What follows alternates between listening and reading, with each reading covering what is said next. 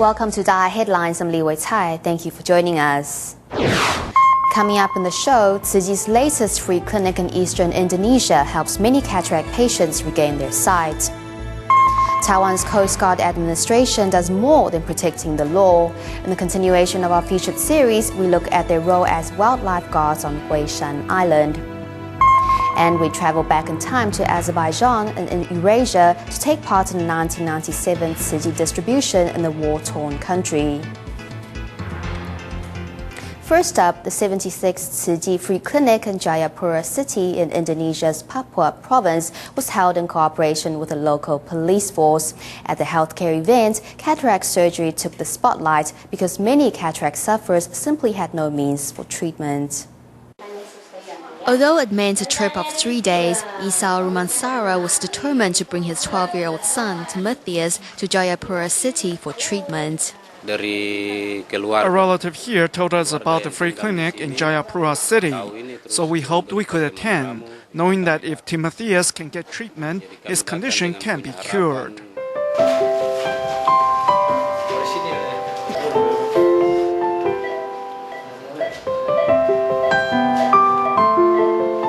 Thanks to Tzu Chi, Isao's wishes come true as his son regains his sight. Helping to make this clinic a success are Tzu Chi volunteers and members of the local police force. Together, we are helping the poor participate in this large-scale free clinic. We asked around and found that there are many in and around Jayapura City that suffer from cataracts. We hope that through this clinic, more people will be inspired to look after one another. We see that the people in Papua province need more than ever our love and care. Participating in the recent clinic were doctors from Jakarta and Makassar, as well as several different medical organizations. Along with the hard work of 120 volunteers, these medical teams and doctors helped return the precious gift of sight to 342 patients. Also caring for the people living in the less medically resourceful areas, Taiwan's team of doctors, nurses and volunteers have been spending their weekends in free clinics on the offshore island of Little Kingman. In Tima's latest medical outreach there, more than 100 volunteers tended to residents' health needs. Crates of equipment are flown from Taiwan and then ferried to Little Kingman for a special event on the offshore island.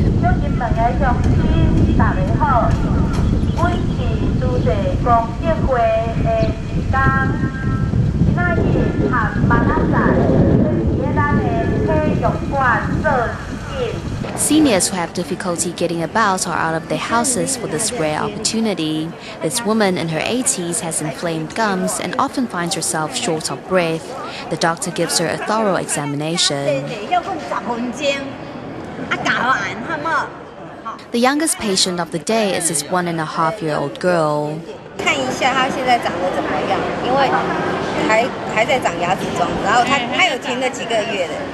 Doctors give the mother a few tips on children's dental hygiene. Later, a dermatologist comes to look at the little girl's rash. More than 100 medical experts and volunteers from Tima have put their efforts together for this free clinic in Little Kingman, offering islanders 8 specializations in the doctor's undivided attention. Staying in Taiwan, Jiaxing Zhaofu Cultural Foundation handed out scholarship funds to help 417 underprivileged students continue their studies on Saturday last week. We meet a few recipients who have exhibited extraordinary faith in their lives. Among the sound of cheering and clapping, these students are receiving their scholarships from Jiaxing Zhaofu Cultural Foundation. What the students share in common is that they are either handicapped or come from underprivileged families. One example is Li Yulong from Taipei University, who was born completely blind.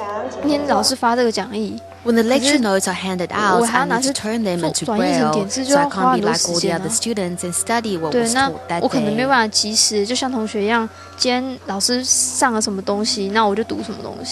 Knowing the difficulties that disabled people face, Yurong wants to become a social worker to help those in the same situation as herself. What I want to do in the future is to become a social worker and help serve handicapped people. Cerebral palsy patient Li Jiahua has not given up on her life but continues to work hard in her studies. She says she wants to be able to support her family one day. I want to take good care of my dad and grandma. They have been working so hard. Li Jiahua uses herself as an example to encourage others to cherish what they have. Good luck and don't be upset. There's nothing to be sad about as long as you're alive. As the 417 students receive their scholarships, their spirit in overcoming difficulties is not only admirable, but an inspirational lesson for all.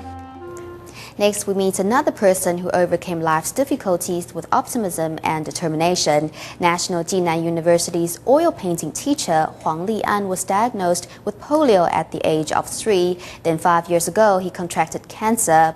Following the cancer surgery, Huang lost his esophagus. But despite all the hardships he has been through, Huang remains positive and wants to inspire young students or people like him to live a better life.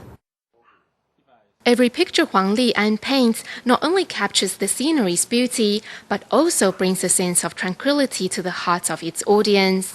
However, Huang's life is not as perfect as his paintings. He suffers from polio and was diagnosed with cancer 5 years ago. When I heard the doctor telling me that I have esophageal cancer, I was shocked. I thought, what can I give to my family and future generations in such a short period of time?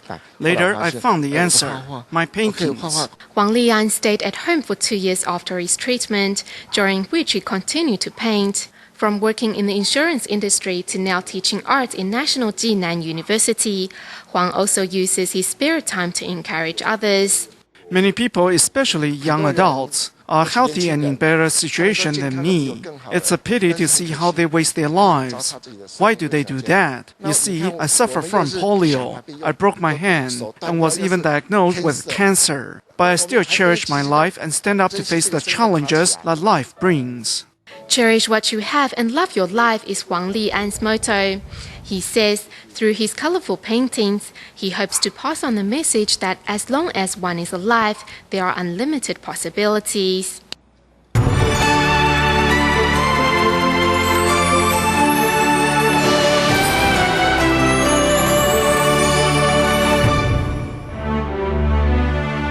On this day, the 21st of June, the man credited with inventing the kindergarten, Friedrich Froebel, died on this day in 1852.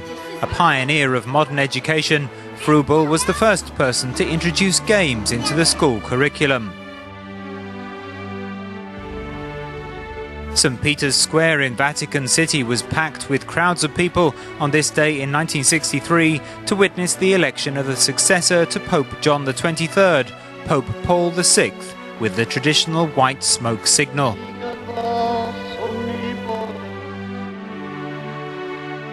Over 500 Tzu Chi environmental volunteers from all over Taiwan, wearing yellow volunteer vests, gathered at the Jingse Hall in Hualien to take part in a 2-day training. In her address to the meeting, Master Zheng Yan urged the volunteers to carry reusable eating utensils with them wherever they went and put conservation into practice.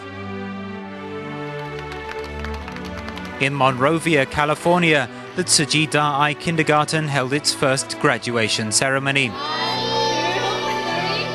Children and their parents from all ethnic backgrounds took part in the event. The little graduates served tea to their teachers in a display of Chinese culture and respect for their elders.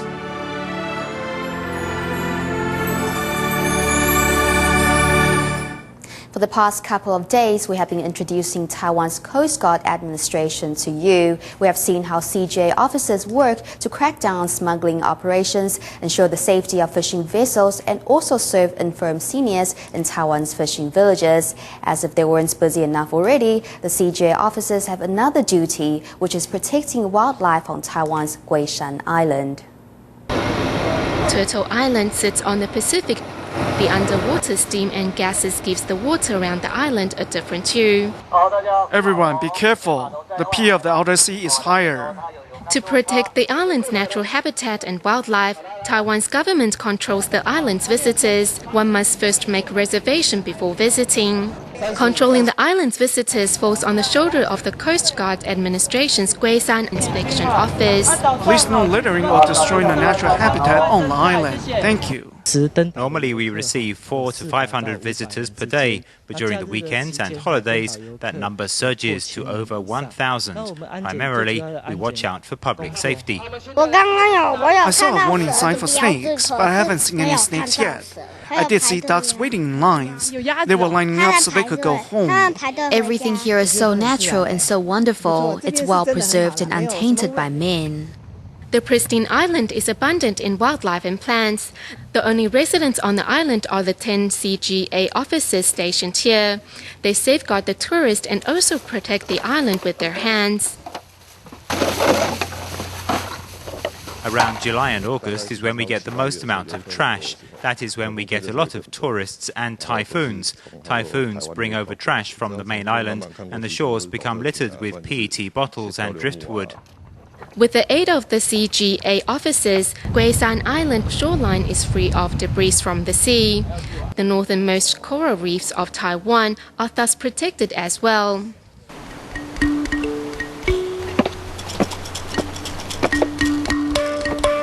This path has some 1,700 steps and is about 400 meters in height. To cut the weeds around it takes about 2 days. There are several rare plants along the way. The island is only about 9 kilometers to the east of Yilan County and only about 3 square kilometers in area, but has 104 species of butterfly. This is the Ceylon blue glassy tiger. It migrates. The density of the butterfly species here is 3,000 times that of the main island, attracting biologists from abroad. This is brown-eared bulbul. You see 2 of them flying over. You can't find them on the main island. Guisan Island is home to many rare species of animals and plants not found on the Taiwan island. For example, the island is home to a family of 4 falcons. But this is most interesting island residents.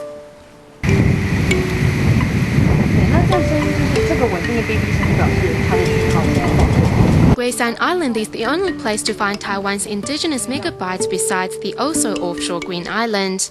Scientists cannot stay here to conduct research all the time, and thus CGA officers help out occasionally.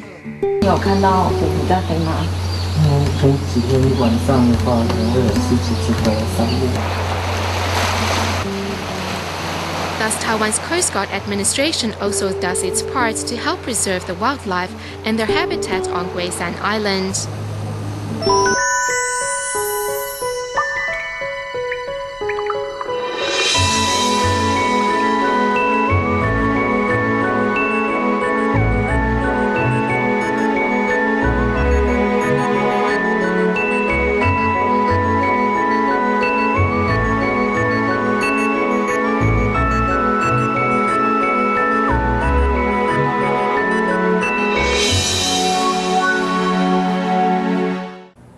On June 20th, 1997, a Tzu Chi disaster relief team arrived in Azerbaijan to donate aid supplies to 4 refugee camps. The team of 20 volunteers had just 2 days to hand out 150,000 items of clothing, 1,500 tents, and 100 wheelchairs. It was a distribution that marked an important milestone for Tzu Chi's international aid mission.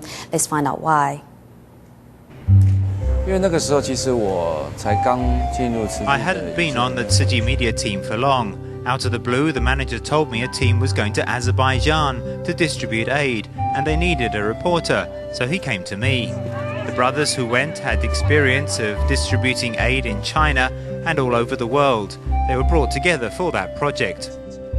The aid from Taiwan included 150,000 items of clothing, 100 wheelchairs, and 1,500 tents. When Taiwan sent a container, it didn't go direct. It had to transfer through lots of ports before it got there. When the goods arrived, everything went to a military base, which was very safe and secure, so nothing went missing. When we went to collect it, going through all the red tape was very difficult.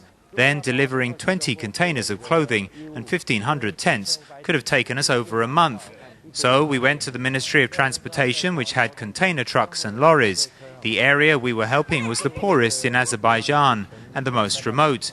It took 3 to 4 hours to get there from Baku, so it was very difficult to get them to organize transportation. The roads to the disaster area were bad, and we didn't know the way, so every step we had to beg for favors. The disaster relief team also took to a circuitous route to the United Kingdom, where they met up with other Tzu Chi volunteers before flying to Azerbaijan. But the problems didn't really start until it came to distributing aid in the 4 refugee camps.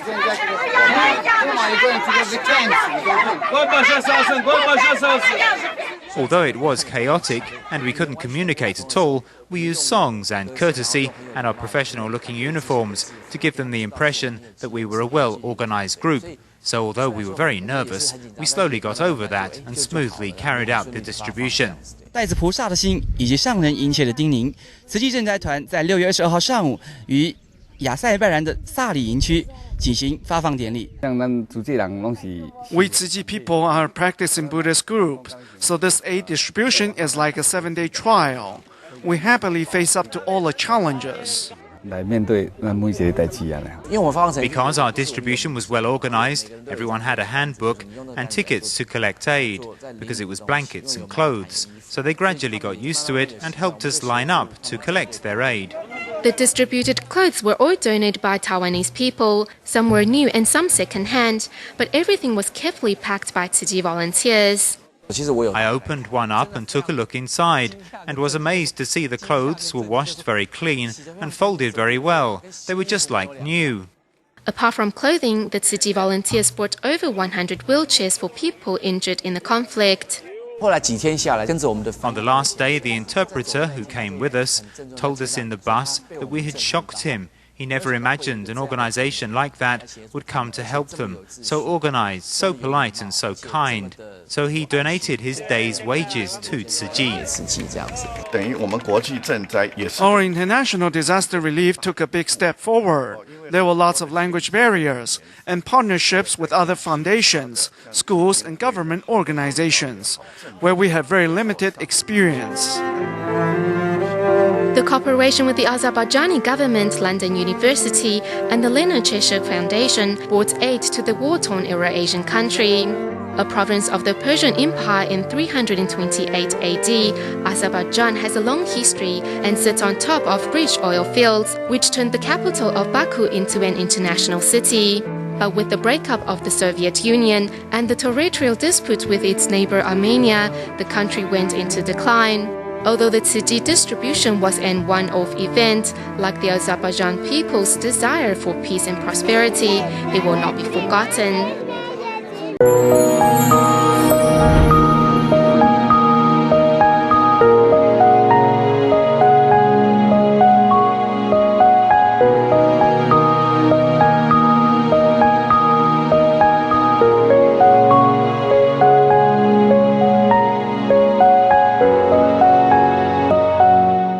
In our next story, we head to Malaysia. 10 years ago, businesswoman Zhao Xuanying's life took a downward plunge when a horrific car accident left her daughter in a vegetative state. Xuanying quit her job to look after her daughter day and night. After meeting Tzu Chi, the brave mother also started volunteering at the nearby recycling center as a way to give back for the help received from volunteers over the years.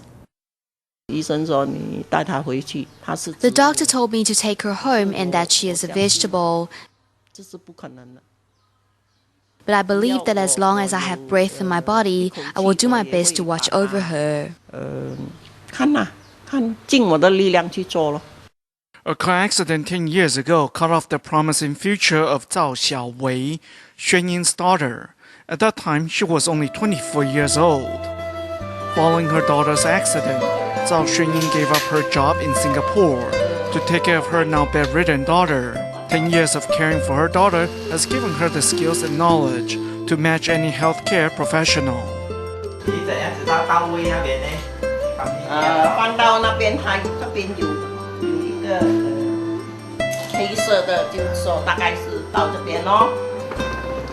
Under the loving care of her mother, the previously comatose Xiaowei could now blink her eyes and twist her hands. Each improvement in Xiaowei's conditions brings joy to her mother's heart.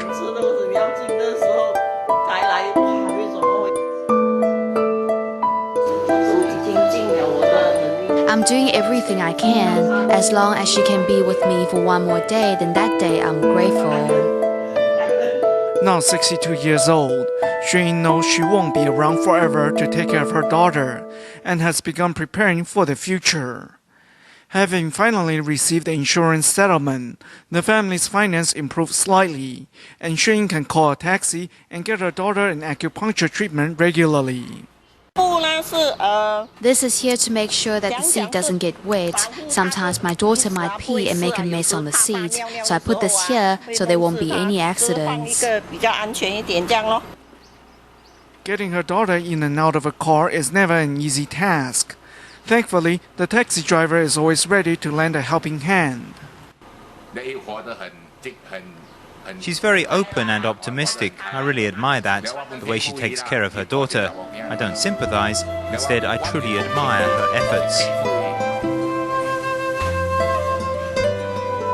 It was in the hospital getting acupuncture that the mother and daughter met Tzu Ji for the first time. One Tzu Ji volunteer saw us and asked other volunteers to come by our house. Whenever they come to see me, I always feel very moved. Tzu Ji pays regular home visits to Zhao Xuanying to give her support in her unending efforts to take care of her daughter.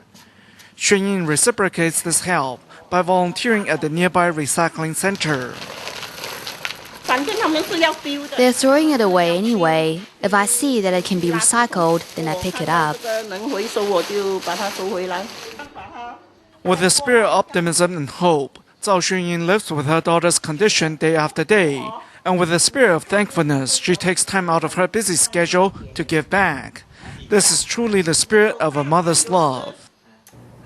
The groundbreaking ceremony of Tzu Ji's permanent housing community in Pingdong's Laiyi Township took place on June 18th. The houses are for victims of Typhoon Morakot and Funapi, which battered Taiwan in 2009 and 2010 respectively. Construction is expected to be completed in October. The road leading into Laiyi tribal community in Pingdong, Taiwan is a treasure trove of fauna and flora. Further up, the community comes in two sides, lying in ruins after the 8-day floods in Typhoon Funapi. The first floor has been buried. This was Liao Guilan's home. During the typhoon, the nearby river broke its banks, burying houses in one-story high mud. The entire community was evacuated. The mud was so deep we could hardly lift our legs. The series of typhoons rendered Laiyi tribal community uninhabitable. The displaced villagers were forced to move to temporary shelters until Tzu Ji announced his decision to help rebuild the community. I'm so thankful for the permanent housing community. Tzu Ji has been bringing support to Laiyi's people since Typhoon Morakot and will now build them houses that will be ready by October, giving the displaced families a place they can once again call home. As Taiwan enters the typhoon season, Tzu Ji volunteers, the Pingdong County government, and members of the armed forces gathered in Pingdong for a large-scale disaster drill. We'll leave you with these images. Thank you for watching Dai Headlines. Goodbye.